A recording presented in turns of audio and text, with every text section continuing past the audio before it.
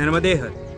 Good afternoon friends, मैं हूं आपका दोस्त विशाल। एक बार फिर से आपके सामने लेकर आ गया हूं एक ऐसे विषय पर बात करने के लिए, एक ऐसी नदी के बारे में बताने के लिए जो इस दुनिया में 5वें नंबर पे आती है लंबी नदियों में, बड़ी नदियों में। और अभी जहां पर मैं खड़ा हूं वो है चाणोद नर्मदा घाट। नर्मदा मैया के इस पावन और इस धरती पर, चाणोद की इस जगह पर मैं आज यहाँ पर खड़े रह के आपसे इस विषय पर बात करूँगा कि क्या हमें नर्मदा परिक्रमा करनी चाहिए तो कब करनी चाहिए, कैसे करनी चाहिए, कौन से मन से, कौन से विचारों से करनी चाहिए।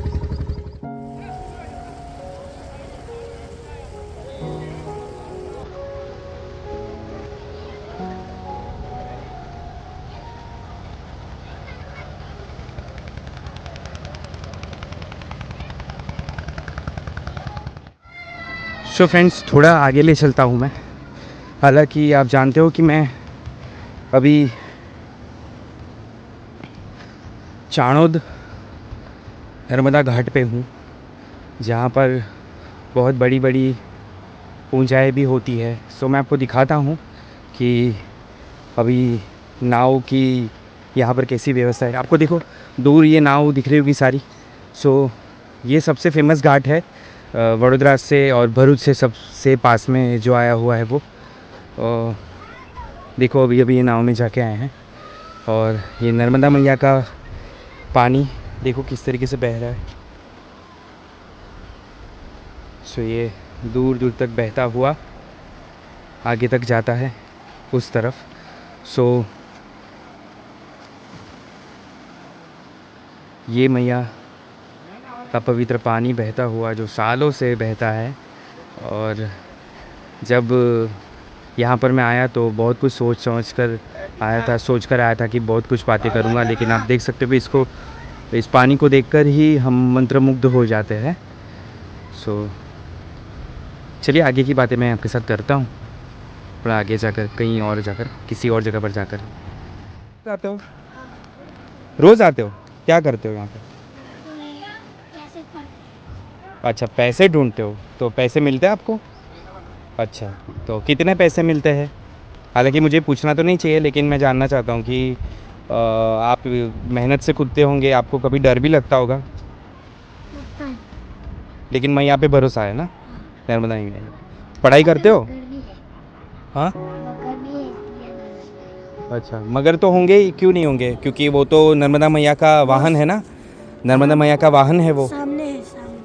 अच्छा, नर्मदा मैया का वो वाहन है, इसलिए वो तो होंगे। सो आपका नाम क्या है? प्रतीक। प्रतीक। और आपका? छाया। अच्छा, छाया, बहुत अच्छा नाम है। छाया नाम बहुत अच्छा है।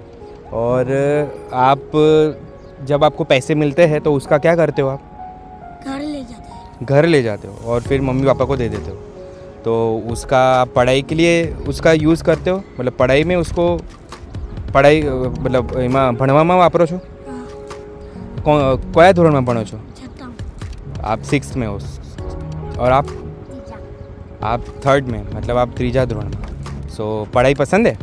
तो बड़े होके क्या करना चाहते हो? नर्मदा परिक्रमा करना चाहते हो? आपको पता है परिक्रमा कैसे होती है?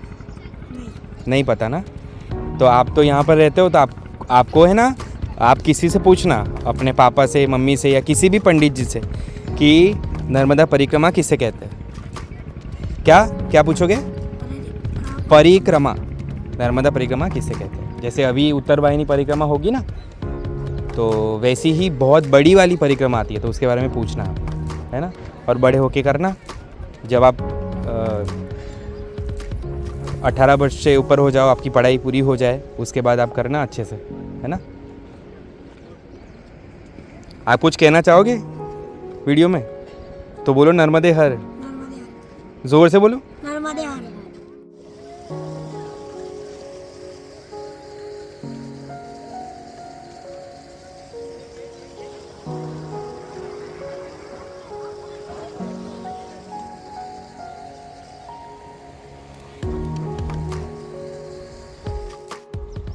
मुझे इस बात का अफसोस है कि पढ़ाई में नहीं आता था, लेकिन अब पढ़ाई में आना चाहिए कि नर्मदा मैया है क्या।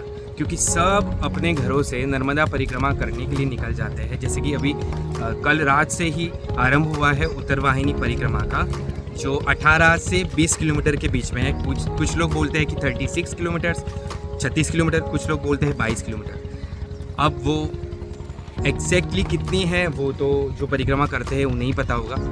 अब बात करूं बड़ी वाली परिक्रमा जो 3600 से 3700 किलोमीटर की होती है, जो चलकर भी की जा सकती है। अब आप देखिए, आपके दिमाग में एक चीज़ ये भी आएगी कि नर्मदा परिक्रमा सिर्फ चलकर ही की जाती है, लेकिन ऐसा नहीं है।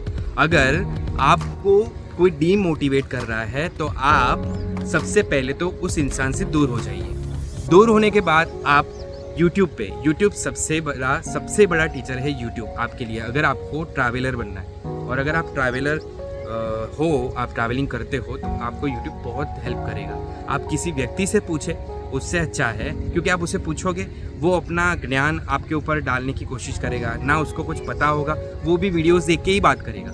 तो यूट्यूब पे ही वीडियो देख के वो आपको ज्ञान देगा और फिर वो आपको बोलेगा कि यूट्यूब पे मत जाओ, मैं जो बोलता हूँ वही हिसाब से जाओ। क्योंकि उसने पता नहीं कुछ अपने तरीके से कुछ किया होगा या फिर अपने तरीके से कुछ ज्ञान लिया होगा। तो इस वजह से नर्मदे हर बस नेगेटिविटी से दूर रहना चाहिए। और बात कर रहा था मैं परिक्रमा की।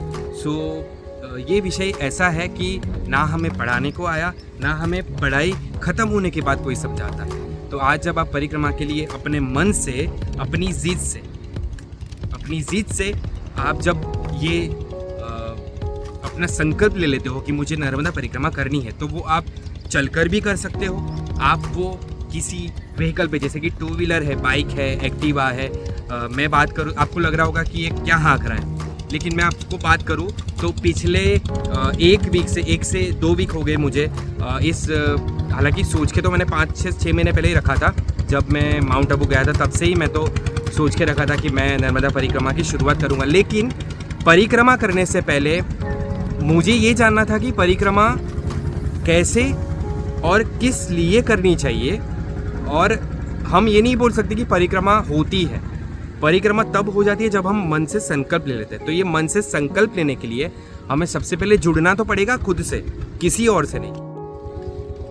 ज़्यादा इस विषय पे बात करूं इससे पहले मैं आपको ये बताना चाहता हूं कि परिक्रमा जब आप करना सोचो तो सबसे पहले आप अपने घर में आप अपनी माता को या आप अपने पिता को, मतलब आप अपने मम्मी पापा को बता सकते हो, क्योंकि वही जो 2 इंसान है वो आपको नेगेटिविटी से बाहर निकाल सकते हैं और आपको मोटिवेट कर सकते हैं असलियत में। और अगर फिर भी आपको समझ में ना आए तो ऐसे ही आप, जैसे आज मैं यहाँ पर आया हूँ कि नर्मदा मैया के घाट पर ही जाके मैं उनसे ही पूछूं।